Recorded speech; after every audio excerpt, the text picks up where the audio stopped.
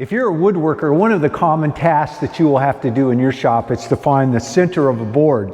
And I have a no math, or at least easy math way to do that. I am Ron Paulk, designer of the Total Station, the Paulk Workbench, and the Smart Wood Shop. Hey, if you like these woodworking tips, be sure to hit that subscribe button and click on the bell right next to it so you'll know when I drop a new video. Dividing a board so you can take your tape measure, measure the width, and then scribble out the math or do it in your head or use your calculator. But there's a simpler way.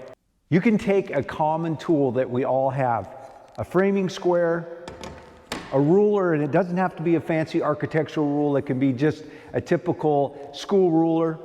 You can take a yardstick, or I like to use this fast cap safe cut rule just because it's got a nice easy to read rule, and it's got this rubber base so it doesn't move. But it doesn't really matter as long as it is a straight edge with a scale on it. And all you need to do is place one edge of the material, put the 0 from your ruler on it, and then pick a number that you can divide in your head easily. So I can take and make this, put it right at 16, and then all I need to do is take half of that number, which is 8, and put a mark, and that's the center of the board.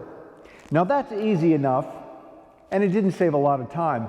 But what if you want to divide this board up? And it doesn't really matter exactly what the widths are. You just want to get 4 pieces out of it. Same math works. So pick a number that you can easily divide. So we'll take 20. I'll put this at 0, set the other edge on 20, and then I can just go 5, 10, 15, and now I have 1, 2, 3, 4 even pieces. So that's a simple, quick way to divide a board in your shop and not have to get out the calculator or bone up on your math skills. Hey, thanks for taking the time to watch. Have a great day.